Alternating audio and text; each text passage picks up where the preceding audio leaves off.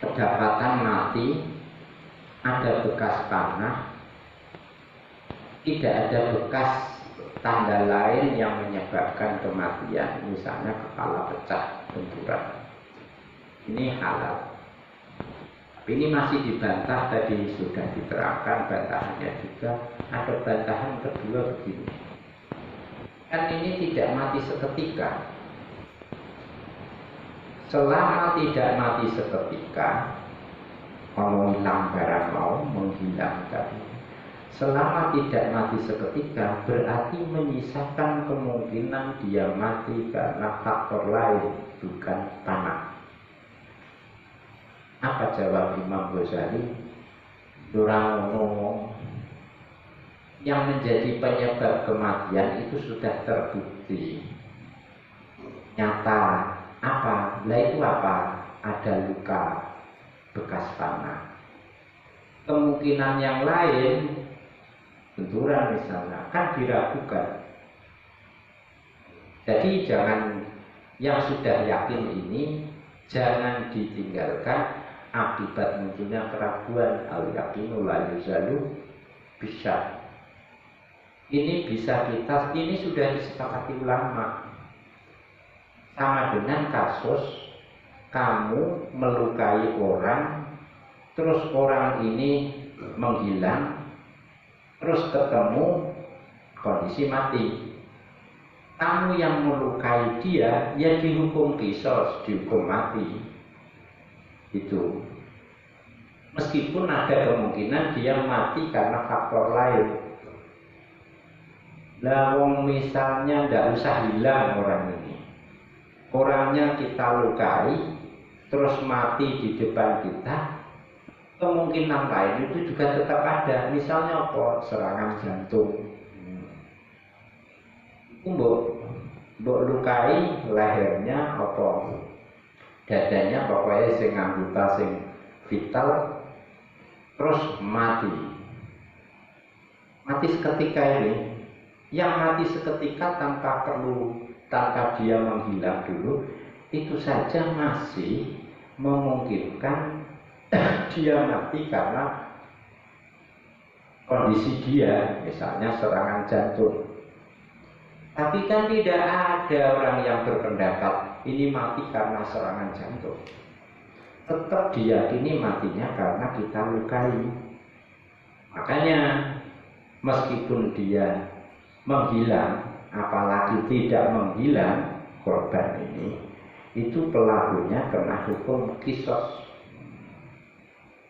Tuh.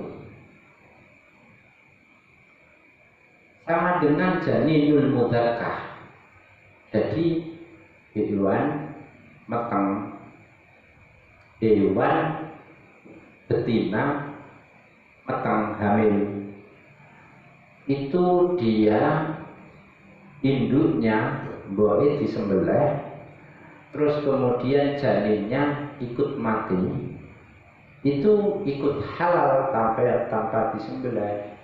Itu zakatul janin, ikut zakatul ummihi.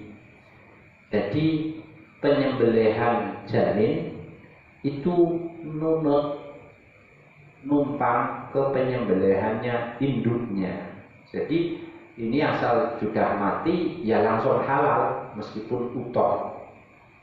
Itu malah enak, gak usah disembelih, kadek dagingnya empuk langsung jegurno, manci kayak bumbu, mangane utuh. Halal itu. Ini matinya janin ini, kalau kamu masih suka mikir, menduga-duga kemungkinan, bisa jadi ini sebetulnya janin ini mati bukan karena sembelihan ibunya. Bisa jadi dia kurang asupan, mati kurang gizi, mati karena faktor lain misalnya gitu.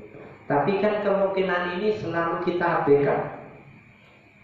Kalau nuruti kemungkinan itu namanya was-was, setidaknya waham, prasangka saja. Tuh.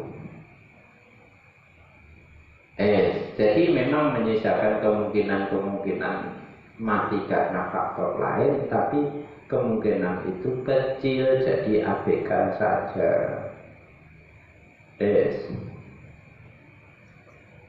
Hewan buruan mungkin dia terbentur, tapi tidak ada tanda-tandanya kepala. Yang ada itu tanda dia kena panah kita. Oke, terus sekarang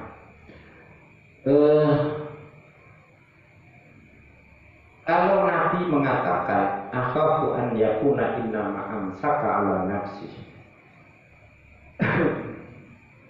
Kalau kamu melepas hewan pemburu, terus hewan pemburu itu tadi berhasil nangkap mangsa, itu jangan makan. Kalau dia ikut makan, ya jangan-jangan dia itu memburunya untuk kepentingan dia, bukan kepentingan kamu, gitu. Nah, yang seperti ini Imam Syafi'i ada dua qaul. Halal apa tidak buruan itu? Kalau saya Imam Ghazali haram. Karena apa? Karena ini ada dua penyebab. Sebab pertama halal, dia anjingnya bergerak karena perintah kita, itu menjadikan halal. Tapi faktanya ditemukan dia ikut makan, ini berarti menyebab dia haram, karena dia bisa jadi bergeraknya untuk kepentingan dia. Kalau yang seperti ini ta'arodo as-sababani, saya milih haram. Tuh, sama dengan kalau dia lepas dengan sendirinya tanpa perintah kita, otomatis haram gitu.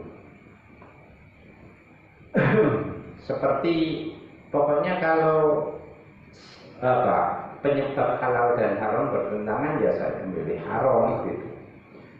Sama dengan orang nyuruh orang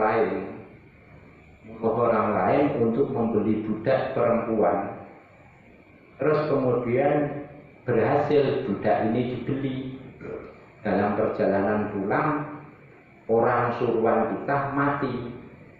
Belum sempat memberi penjelasan bahwa dia membeli budak ini untuk dirinya sendiri atau untuk kita. Nah, yang seperti ini, soalnya apa? Dia sendiri itu masih muda, dia sugih, kan memang.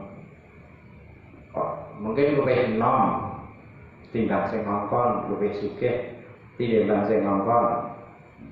Kari-kari setelah beli budak gadis gitu ya, budak enom gitu, perjalanan dia mati. Nah, ini piye? Soalnya ada dua kemungkinan, podo mantese dia beli untuk dirinya sendiri, bisa juga beli untuk yang nyuruh kita. Kalau yang seperti ini, al-aslu at-tahrim. Nah, ini asalnya haram. Proses halalnya diragukan. Yakni proses kita mewakilkan untuk membeli diragukan. Kenapa? Ada kepantasannya jika wakil kita membeli untuk dirinya sendiri. Oleh karena itu kita yang nyuruh tidak boleh mewati, menjimat budak perempuan yang dibeli itu. Berarti ini kalau al-aslu haram, itu ya.